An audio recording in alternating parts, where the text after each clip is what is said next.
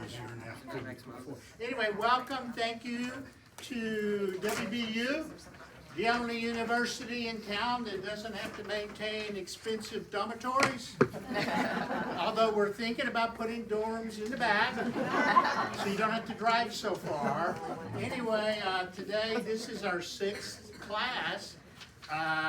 2 more classes after this, you will be a graduate of WBU in birdology. Like I said earlier, you can put that on your resume, fly into another job. Well, they graduated in birdology at WBU.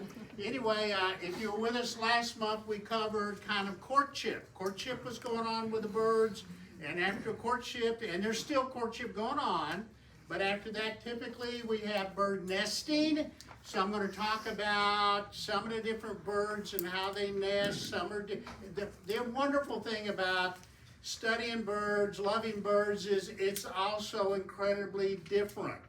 Nature loves diversity, and you're going to see some birds. You go, wow, I didn't know they did that.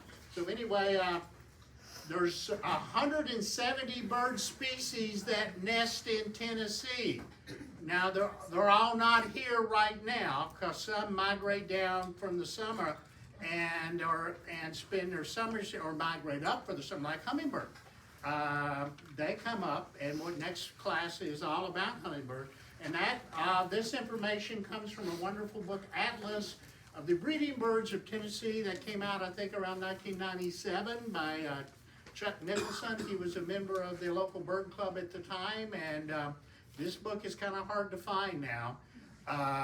You may have to just check it out in the library if you are interested in it, but he details every species that do nest here. So 170 species that actually nest in Tennessee. And truthfully, nature is so always in a state of flux. That number may change. It may be 173 species now.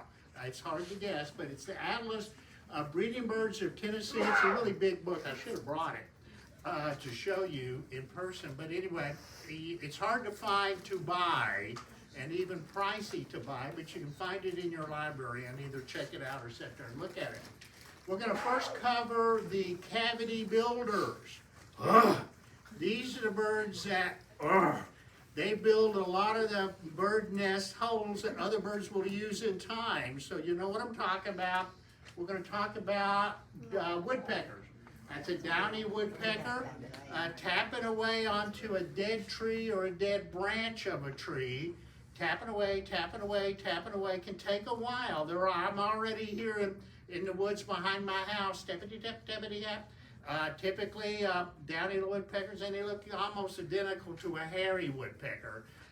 If you've got both coming to your feeders, the hairy is just significantly bigger. Because I get downies constant, and all of a sudden, what is that? And it's a hairy, it's just bigger. And it's a female, so she may be looking to attract the male. Over in my part of the woods, they do 1 clutch a year. Takes most of the time, they dig out a new nest hole for every clutch.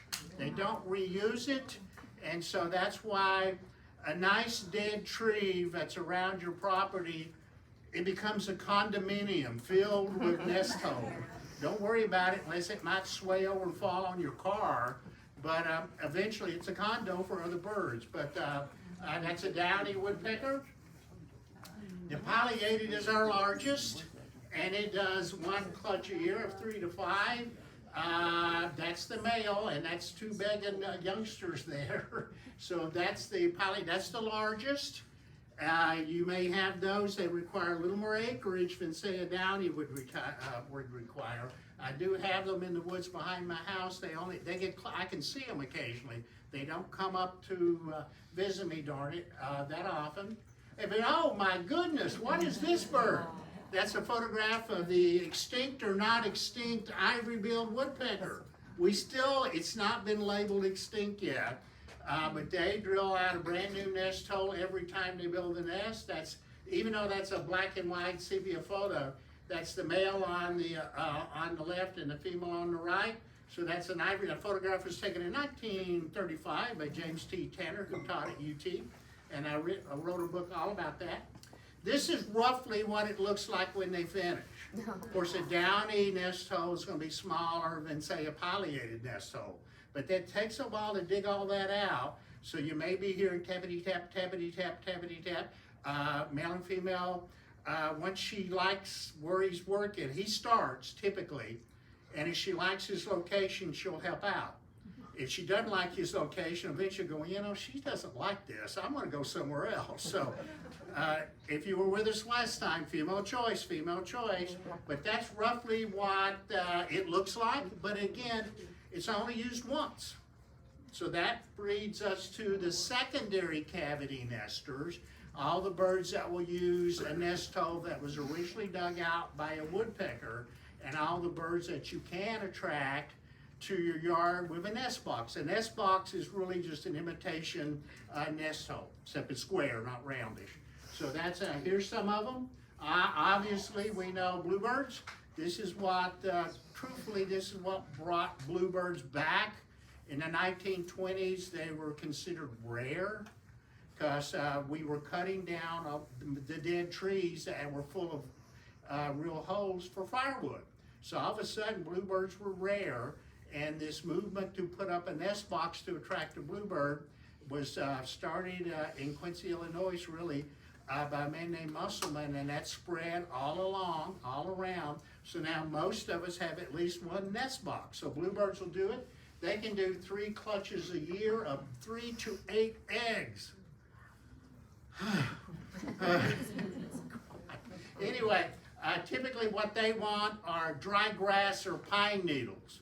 If you've mulched with pine needles, your bluebirds will and he will help start, but then she does the rest. He guards the property, and she will build the nest, and she loves pine needles. This is what obviously the nest looks like, and bluebird eggs. This is the nest with 4 eggs, nice blue. This is one of my beloved activities I used to do at local schools. I would go in with. Most kids this age had never used a hammer, never. And so I'd go in with all the pieces and we'd nail them all together right there. And then the boxes, this is at school in West Knoxville. When we finished with that, the teacher took it out and put it on the playground. So the kids so they had ownership of building the boxes. So I love that photo. Anyway, move on. Carolina chickadees, they will use a nest box. So if you put up a bluebird box and you don't get bluebirds, you may get Carolina chickadees.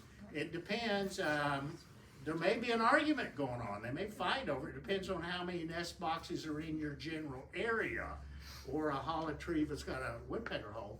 But a Carolina chickadee, they typically do only 1 clutch of up to 10 eggs. I say that because it takes a lot of work. And remember from last time, 90% of all birds are raised by mom and dad. It takes a pair. 90% of all 10,000 birds on the planet, it takes a pair. And it's true with Carolina chickadees. This is what we were debating about. When you clean out your nest box, if it's full of moss, a lot of moss, it typically is a Carolina chickadee has used it. If you're unaware, it typically is, but not always, right? Anyway. But that depends on, obviously, if you have moss growing around your house. I live in the woods. I have ferns and moss and leaves, dead leaves. That's it. Don't even own a lawnmower. I lawn mowed enough when I was 10 years old. I wanted to pull away from that. So that's a typical use of Carolina chickadee. Here's a tufted titmouse, and using a box. I have had best luck with tufted titmice if the box is 15 feet off the ground. They typically want to nest higher than the chickadee, and that's the way they live together in the trees, but the chickadees tend to live lower. They'll come to your feeders, both will. But the titmice tend to look for food, natural foods higher, and they want to nest higher, but that's not easy to do. I finally figured out if I nailed a nest box to the side of my 2nd-story house, and titmice started using it, and it is roughly 15 feet off the ground. So that's a 1 clutch of up to 9. Titmice love hair. They want to put hair as the fluffy thing they sit on. So the next time you go to your barber, Or heck, just walk into your bathroom and pick up a pair of scissors. And then find a way to display it, or just stick it in a bush or something, and the titmice will come and grab it. That's just one of their little things. They like to line their nest with hair. She does. That's nice and soft. And we love it that they love gray hair. We really love hair. I found this photograph online. That's Old Man Chickadee right there. I mean, titmouse. Old Man Titmouse. Looks like a typical East Tennessee titmouse, doesn't it? I've lived in East Tennessee all my life, so I can say that. Anyway, he or she's taking that up to the nest. This is my beloved dog. His name is Dwayne. He would curl up and sleep on my second floor deck. I would watch that. He sadly got not with me anymore. A titmouse would land on his back and yank out some hair and fly away, and Dwayne would jump up. Didn't know I was going to do that. Old dog slow circle, kind of the way I do now in the bedroom. Got to slowly circle down to the comfortable part. I can't lay on that tonight. That hurts. I got to move over here. Anyway, Kate, you don't understand this. Anyway, so that's good, dear Dwayne. Oh, he had that lovely hair. Those Dwayne, the titmice would yank it right out. Tree swallows. This is a migratory bird that's not, well, they may be slowly trickling back in. They typically come earlier than the other migratory birds. Tree swallows eat flying insects, but they will use a nest box as well. And it's a lovely, and they tend to be closer to water if you live near the river or the lakes. They tend to nest in a box or a hollow tree closer to water, and they're migratory, but they tend to come back earlier than most of the birds because they're coming back to find a nest, coming back to find a place. And if you think you've got tree swallows, they're beautiful to watch, but you can help them. They love feathers. She wants to line her nest with feathers. And truthfully, I don't get them because I live in the woods, but I had a friend that lived near water. She went to one of the hobby stores where you buy a bag of feathers, or really chicken feathers, and just sprinkle them all over her yard, and the tree swallows grab them, fill the nest. So if you think you've got a tree swallow, and they're dark blue with white undercarriage, we have 5 species of swallow. But this is the one that tree swallows nest in hollow trees or bark. But that's what it'll look like. They can do 2 clutches a year, but they love feathers, feathers, feathers, feathers. Carolina wrens, weedle, weedle, weedle, weedle, weedle. Chewbacca, Chewbacca, Chewbacca. They're probably already nesting. If you remember last time, males are so ready to do this, they will start multiple nests. And a female will come in, and they tend to mate for an extended period. Maybe they mate from last year or 5 years ago. The female will come in and say, when she starts helping finish the nest, he goes, okay, we got a winner. So they turn on, they both finish that nest together. They can do 3 clutches a year. That's one reason they start kind of early and build a new nest each time. But it's the sloppiest nest ever. There's no organization. Here's one in a coffee can. So they'll nest in a old if you've got, leave your garage door open and you got an old coffee can sitting in it, you know, it's been there since you bought the house. And in the bottom is like, 12 to 20 rusty nuts and bolts still there. They'll come, if they find it, oh boy, they need containers. They'll use a mailbox if you leave the lid down, because their nests are so thrown together. It works for them. I'm trying to retreat, but they will do it. I had one on that's an all-season reef on my front door. They nested in the bottom of it, so I started using my back door for a month. But I would peek at them every now and then. But that was okay, this is your door from now on. But they were down there, and I was able to slip in every now and then, get a photo. That's the eggs. They laid 5 eggs on my front door. Carolina wrens just, well, your house is their house. They go, thank you for making the payments. This is my house. Anyway, and then I've got some young ones down in there waiting, but that's all in my reef. I clean the nest out. My reef is there. I hope they come back. I'd love to see him again. Who's next? Look at this. You know those hiking boots you have in your closet that just don't fit you anymore? Take them out and nail them up to a tree. Carolina Wrens, if they did, I mean, truthfully, I don't know if this would be particularly safe for them to do. So technically, I'm not going to recommend it. A raccoon could find it really simply.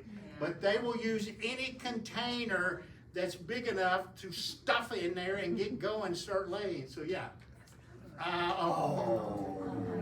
Screech owls.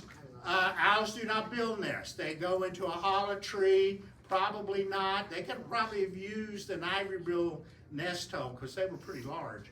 But I love that photo of the screech owl. That's one that shows you why they look the way they look. Perfectly camouflaged. But they use a hollow tree to nest in, or you can put up a screech owl box. If you think you have screech owls, this would be a good time to put up the screech owl box. And if you think you have them, you've been seeing them probably around your house or hearing them. This is an activity I used to do at Imes a lot. It was like another parent-child activity, and in many cases the kids never used a hammer. So it was fun at Imes, but it's obviously a much bigger box than, say, a bluebird box. But owls do not put any nesting material in it. They will go inside, and that's where they'll sleep often. The dangerous part about being an owl, you sleep during the day, and if you're out on a branch, a predator can see you there, particularly a little screech. So anyway, it's a good thing if you think you have screech owls around you, and you very well might. That's one poking at. This is what you want to see. People always say, if I get a screech owl box, where do I put it? You want to be able to see it. You want to be able to sit on your back porch or your favorite place and be able to look into the woods and see this one day. You go, oh my gosh. So you want to be able to look at a distance, not too close, but at a distance where you can see that little head poke out. Oh, you sweet baby. And barred owls do the same thing, but the barred owl box is even bigger than the screech owl box. But the same thing. Barred owls like woods near water, and most of us live woods near water. And so they hunt during at night for cold-blooded animals, but they'll look for a barred owl box or a hollow tree. At Imes, there's multiple barred owl boxes that we put up when I was there in and around the water. Wood ducks, if you really live near water, you may want a wood duck box if you think you may attract a wood duck. Wood ducks are very secretive. There's only two duck species that nest here. That's a wood duck and a mallard.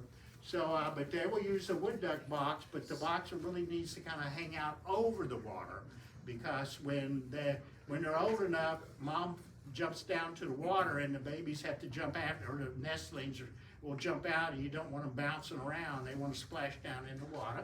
So if you live near water, you may want to think about a wood duck box. They nest very early. Solid, okay, let's move on. Some birds just need a solid surface. Not necessarily a box, just a solid surface to nest on. Mourning doves, they're already nesting. God, they almost nest year round, but they're already nesting. You don't have to do anything. They build a minimal nest. I think I took this one at Imes, and I just set some kind of box up there for them to use, or container up there, but they would have nested without the container. But they start early.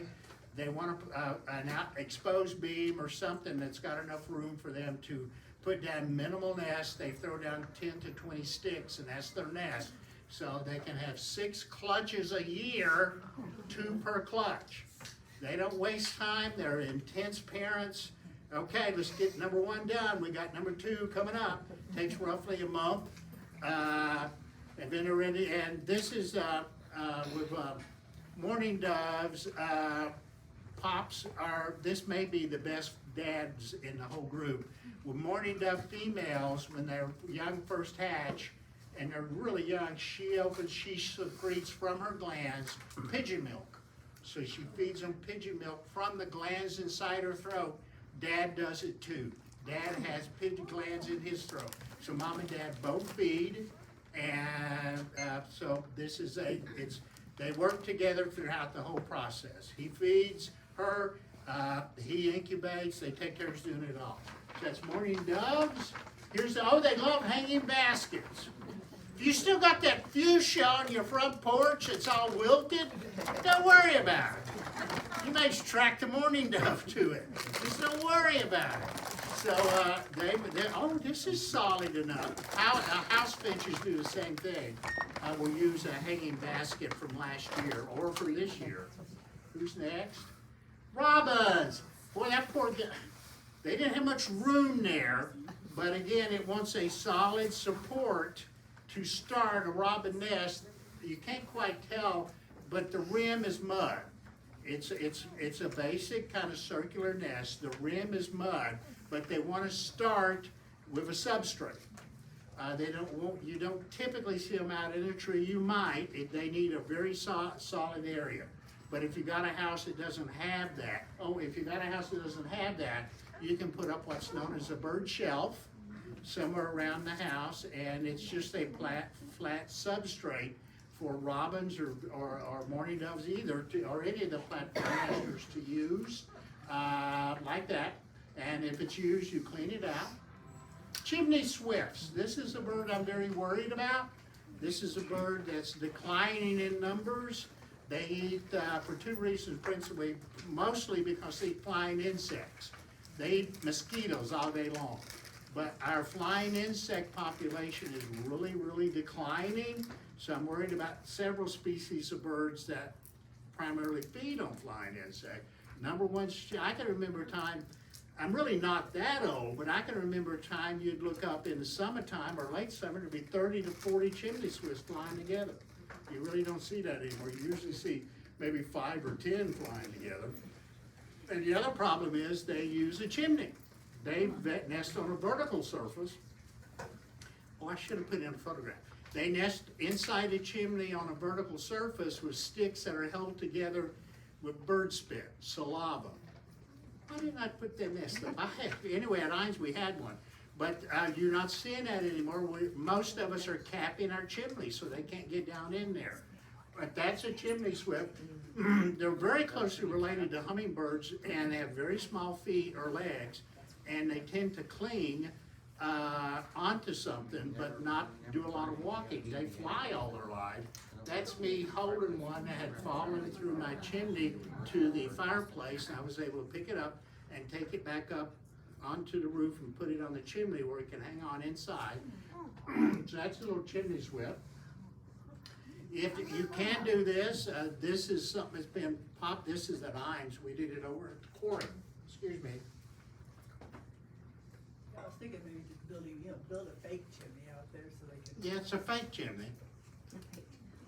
It's open on the top and closed on the bottom, and the aluminum around the base is to keep raccoons from being able to climb it. So this is near the quarry. We put that up when I was there, and it's still there. But you may be driving down the road and see one of these. What the heck is that? It's a nesting fake chimney for a chimney swift. Thank you.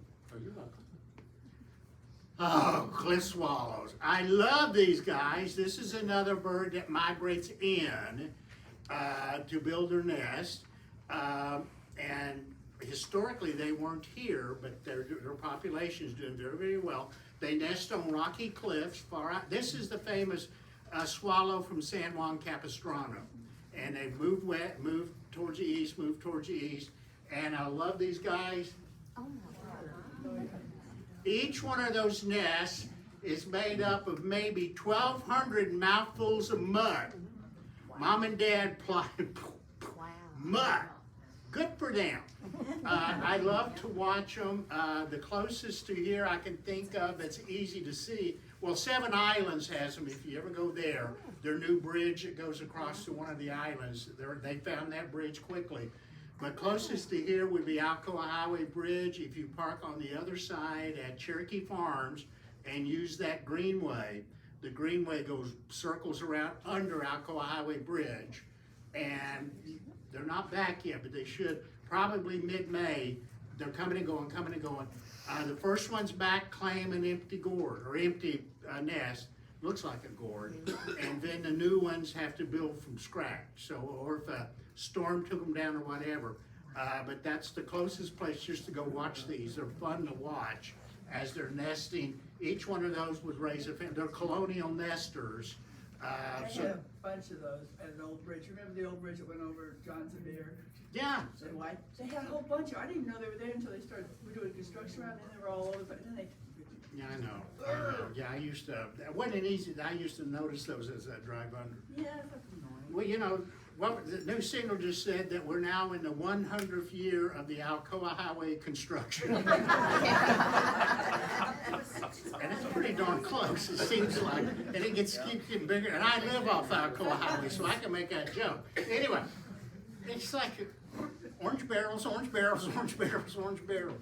Okay, move on. Barn swallow, whereas the cliff swallows nest in a colony, barn swallows nest one here, one there. They are called barn swallows. They'll nest in your barn. They'll nest in a pavilion, a picnic pavilion, or any kind of out structure where they can find a ledge. And the bottom of their nest are constructed with mouthfuls of mud, but then they become more traditional up top. So that's a barn swallow on its nest, and it's not back yet. It's again another one of the birds that aren't quite back that are migratory. Eastern phoebe, this is another bird I worry about because it is the only flycatcher that stays with us year round. So that means it's got to find enough flying insects in the wintertime to stay alive. I saw two this winter near my house. I said, okay, you guys, but an eastern phoebe, and this is what we're going to talk vocalizations at our last class, and this one gets its name because it sounds like phoebe. It says its name. It's one of the namesayers. So anyway, that's an eastern phoebe. They will nest on a ridge or something. I've had them nest a couple of times on the top of an outdoor light. That was enough sturdiness for them to build on. So that's eastern phoebe, up to 2 broods, maybe 5. So you may walk around your house one day and see a nest in an odd place. Oh my God, is that phoebes? Let's hope it is phoebes, because I am worried they primarily flying insects. Who's next? Another famous substrate is the osprey. Ospreys weren't here historically at all. Just like bald eagles were not here historically at all. But when TVA changed the Raging River to a series of stillwater lakes, TWRA and American Eagle Foundation started introducing bald eagles because it became excellent bald eagle habitat with Stillwater Lake. Ospreys found it on their own. They slowly worked their way up from Chattanooga, so there's osprey nests all along at different places. They're like a substrate. Originally, TWRA were putting out, or TVA, these platforms on posts, like over in Sequoia Hills, but now they will use a radio tower, they will use the top of a railroad trestle. They typically do want a substrate to build this wonderful nest, and they'll come back to it year after year after year and add some to it. So that's an osprey. Okay, what time we got? Tell me The clock, Ha I think. Thank you very much. Is this your idea, Rebecca? Good idea. Of course, we got 14 minutes. Let's go. Anyway, this is what you typically think of as a bird nest, the nest that looks like it's woven, round. I used to do an activity at Ines where the kids would go collect sticks and grass and come in and build a nest, and the nest would always be like a hexagon. And I went, how does a bird do that? And I finally saw it on PBS, how the bird does this, beautiful round nest. The female bird uses her hiney. She stands there and spins around and around. She first bites the material to make it flexible, puts it in place, and just spins that little hiney around and around. Now you learn something. Go home and call your neighbor. Hey, guess what? Anyway, cardinals should be nesting very soon. I've been noticing a lot of courtship of males feeding females, or a male feeding a female around my house. Typically, this is a basic cardinal nest. They like to nest hidden in shrubbery. She does the bulk of the nest building and the bulk of the incubating because he's too brightly colored. A predator would watch him come and go a lot, but he brings sticks, he brings grass, he brings food to her, but each time he tries to come in a different direction to throw a predator off. But that's a classic cardinal nest that was built in a hemlock outside the back door of Iams. There's Mama feeding the babies, but Pop will help. But because of his bright color, he can't stay at the nest too long. He'll guard and not let another group of cardinals come in. But there she is, all of that photo. Who's next? Blue Jay, Jay. We talked about the jay courtship last month. Typically, they'll use the crotch of a tree, not way out on the branch where it's thin, but right there where the main, where it's split, where it's really nice and sturdy there. That's blue jay nest. They can have up to 2 clutches of 7, up to 7. There's one with 5. They both will feed. I watched it. I was sick with the flu one time and could see a nest outside my bedroom window, and I watched this constantly. Oh, look at that. So both feed here. They look alike. It's not like the cardinal, which the male is so much brighter. But they're both feeding. Northern mockingbird, up to 2 clutches. This one we were talking up front. Mockingbirds are, you know if you got a mockingbird nest outside, it's hidden in the shrubs. But if you go outside or your cat or dog's outside, that male will chase you off of the nest. So he's protective of where the nest is. That'll give you a clue where it's at. But it's hard to get close enough to see it. But that's a northern mockingbird. Here's what the nest looks like. Again, heavier sticks as kind of the foundation, and then lighter. It looks like pine needles in the center there. So that's a mockingbird nest. I threw in one sparrow, the easiest sparrow to identify, song sparrow, because of that dark spot in its breast. And they're fairly common, but they like to nest near water. Again, another near water bird. At Iams, they would nest near where the pond is in front of the visitor center. But they're very common here. But song sparrow, and a very beautiful singer.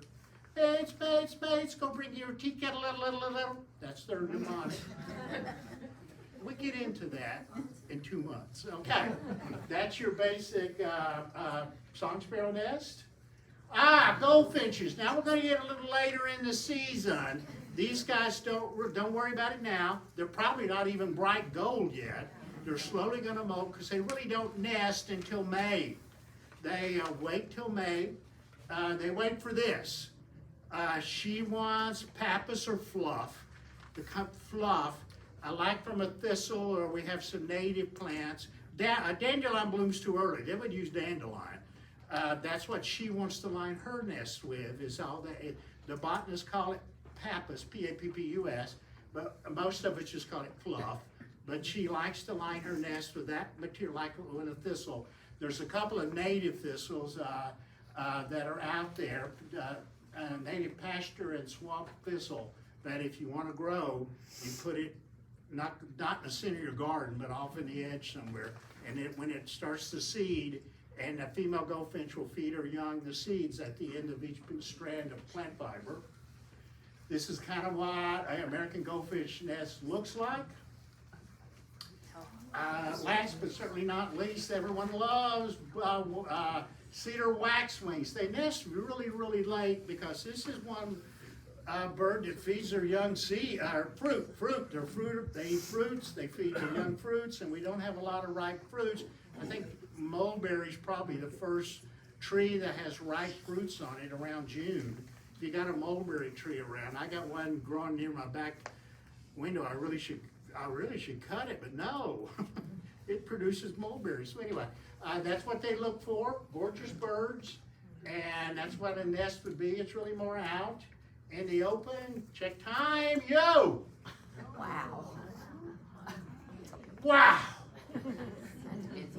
May of 2021, I got time for this anecdote. This is where we're at. I use, everyone probably knows the name Lynn McCoy. She was the wildlife rehabber in this part of the world and she was federally and state permitted to take care of amphibians, reptiles, birds, and mammals. And she was constantly taking them in, either an injured animal or an orphan animal. By the way, if you find a baby bird on the ground, don't pick it up and take it in. To feed it yourself, that's illegal, and don't take it to a rehabber. All you gotta do if you find a baby bird is put it in a basket or a box and put it up high in the tree. Mom and dad birds are excellent parents. Don't worry about it. I know Opie raised those birds. My God, he shot them off. Come on, Opie. But anyway, people of a certain age got that. Anyway, I've seen that episode 47, 8. I don't know. Anyway, I was visiting. May was baby bird season up at Lynn's. And what I did, because I live near UT Veterinary Hospital, I would be called to transport. Can you take such and such to Lynn? Yeah, I'd love to, because she lived in Newmarket. She was too busy. I walked in there one day in May 2021. She had baby birds that all been brought to her from different sources. Some were so young you couldn't even tell what they were. And she must have had 50 to 90 baby birds. And once she fed them all, she'd start all over. And she looked tired, was tired. And I said, Lynn, is there any way I can help you? Now, I'm not permitted to feed baby bird. But anyway, Lynn said, you could take home this bucket of starlings. You don't have to have a permit to raise a bucket of starlings or a bucket of city pigeons or house sparrows. They're not protected. So if you want to raise if you want to get a sense of what it's like to be a bird parent, so here I go home with a bucket of 9 baby starlings. Why don't you feed one? It keeps begging. You go, I just fed you. No one fed you. You can't. So anyhow, soon I developed this process of feed one, move it to another bucket. Feed one, move it. So I'm doing that all day long. And I would call Lynn like every 2 hours. What do I do now? What do I do now? She told me how to mix up some baby bird chow. And so I kept doing that. And luckily for baby birds, they go to sleep at night. Because the mammals don't. She was feeding all the squirrels at night and these all day long. But Eddie Van Halen had just died, so I named them all Eddie. This is a bucket of 9 Eddies right here.